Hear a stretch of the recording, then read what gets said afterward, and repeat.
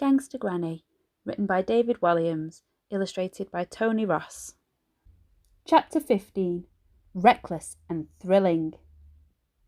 When Granny had put her clothes back on, she and Ben sat down on the sofa. Granny, before Mr. Parker turned up, you were telling me that there was one jewel that you never stole, Ben whispered. There is something quite special that every great thief in the world would love to get their hands on, but it's impossible. It just can't be done. I bet you could do it, Granny. You're the greatest thief the world has ever known. Thank you, Ben. Perhaps I am, or rather was, and stealing these particular jewels might be every great thief's dream, but it would just be, well, impossible. Jewels? There's more than one. Yes, my dear. The last time anyone tried to steal them was 300 years ago. A Captain Blood, I believe, and I'm not sure the Queen would be pleased, she chuckled. You don't mean... The crown jewels, yes, my boy. Ben had learned about the crown jewels in a history lesson at school.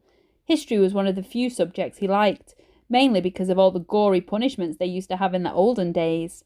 Hanged, drawn and quartered was his absolute favourite, but he also liked the breaking wheel, being burned at the stake, and of course, a red-hot poker up the bum. Who doesn't? At school, Ben had learned that the crown jewels were in fact a set of crowns, swords, sceptres, rings, bracelets and orbs, some of which were nearly 1,000 years old. They were used when a new king or queen was crowned, and since 1303, the year, not the time, they had been kept under lock and key in the Tower of London. Ben had begged his parents to take him to see them, but they had moaned that London was too far away, even though it wasn't that far. To be honest, they never really went anywhere as a family. When he was younger, Ben used to listen in silent wonder to his classmates as they recounted their myriad adventures in show and tell. Trips to the seaside, visits to museums, even holidays abroad. The knot in his stomach would tighten when his turn came. He was too embarrassed to admit that all he had done during the holidays was eat microwavable meals and watch TV. So he would make up stories about flying kites and climbing trees and exploring castles. But now he had the greatest show and tell of all time. His granny was an international jewel thief. A gangster. Except, if he showed or told this, the old dear would be put in prison and they would throw away the key. Ben realised that this was his big chance to do something crazy and reckless and thrilling. I can help you, said Ben in a cool and calm manner, though his heart was beating faster than ever. Help me do what? Replied the old lady, a little befuddled. Steal the crown jewels, of course, said Ben. Chapter 16. N-O spells no. No! Shouted Granny as her hearing aid began whistling furiously. Yes! Shouted Ben. No! Yes! No! Yes! No! Yes! This went on for a few minutes, but to save paper, and therefore the trees, and therefore the forests, and therefore the environment, and therefore the world, I have tried to keep it short. There is absolutely no way I am letting a boy of your age come on a heist with me, especially not to steal the crown jewels, and most important of all, it's impossible. It can't be done, exclaimed Granny. There must be a way, pleaded Ben. Ben, I said no, and that's final. But, no buts, Ben. No. N and O spells no. Ben was bitterly disappointed, but the lady was not for turning. I'd better go then, he said despondently. Granny looked a little downcast too. Yes, dear, you'd better. Your mummy and daddy will be very worried about you. They won't be. Ben, home, now. Ben was sad to see that Granny was becoming like one of the boring grown-ups again, just when she'd started to become interesting. Still, he did what she said, Apart from anything else, he didn't want to make his parents suspicious, so he raced home and climbed up the drain pipe to his bedroom window before rushing downstairs to the living room. Unsurprisingly, though, Mum and Dad hadn't been worried about where Ben was at all. They'd been too busy planning their son's rise to dancing superstardom to notice he was gone. Dad had been calling and calling the National Under-12 dance competition hotline until finally he got through and secured his son a place. Mum was right. The competition was at the town hall in just a couple of weeks' time. There was no time to lose, so Mum had been working every waking moment on her son's love bomb outfit. "How's the rehearsals going, boy?" asked Dad. "You look like you've worked up quite a sweat." "Fine, thank you, Dad," lied Ben. "I really am getting something really spectacular together for the big night." Ben cursed his runaway mouth. Something spectacular. He'd be lucky if he didn't fall over and knock himself out. "Well, we can't wait to see it. Not long to go," said Mum, not even looking up from the sewing machine as she stitched a row of hundreds of sparkling red hearts down the side of his lycra trousers. "I'd kind of like to practice on my own for now, Mum, you know." Ben gulped nervously. "Until it's completely ready to show you." Yes, we understand," said Mum. Ben sighed with relief. He had bought himself a bit more time, but only a little bit. In a couple of weeks, Ben was still going to have to perform a solo dance routine for the whole town. He sat on his bed and reached underneath it for his stash of Plumbing Weekly.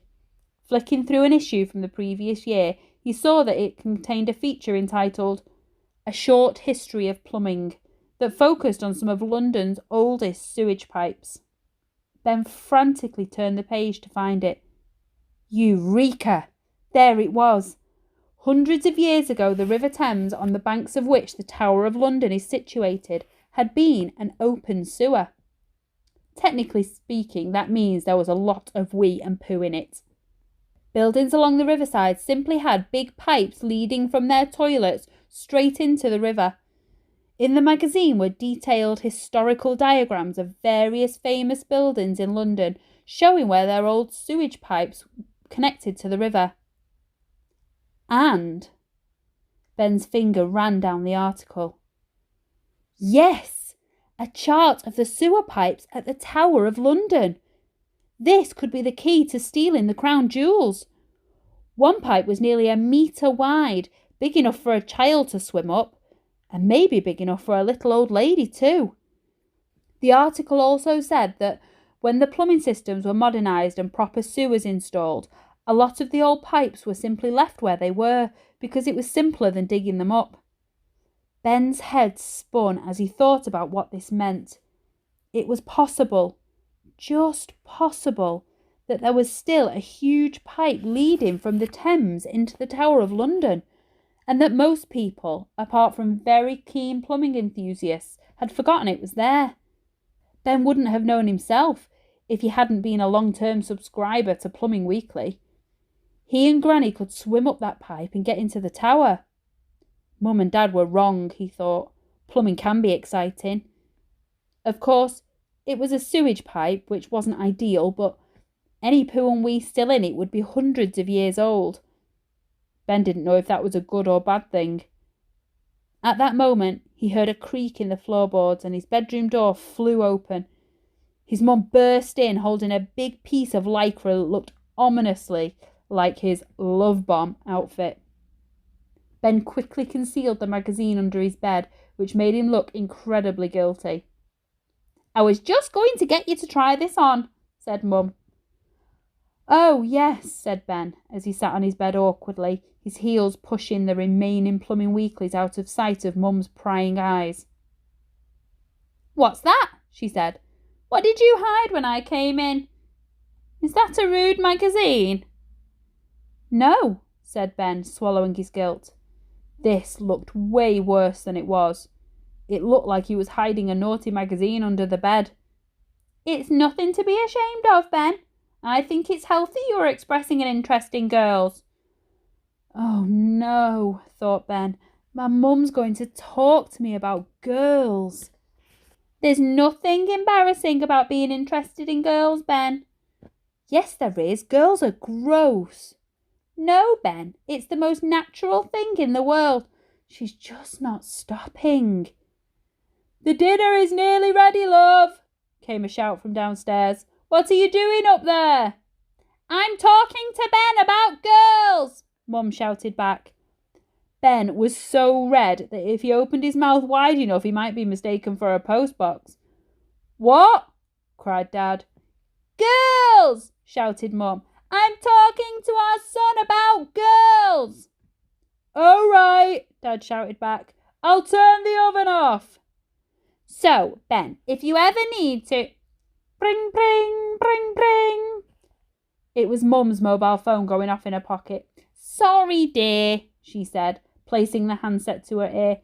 Gail, can I call you back? I'm just talking to Ben about girls. Okay, thanks. Bye-bye. She hung up the phone and turned to Ben. Sorry, where was I? Oh, yes. If you ever need to have a little chat with me about girls, then please do. You can trust me to be very discreet. I hope you enjoyed chapters 15 and 16. Catch us on Monday for chapters 17 and 18.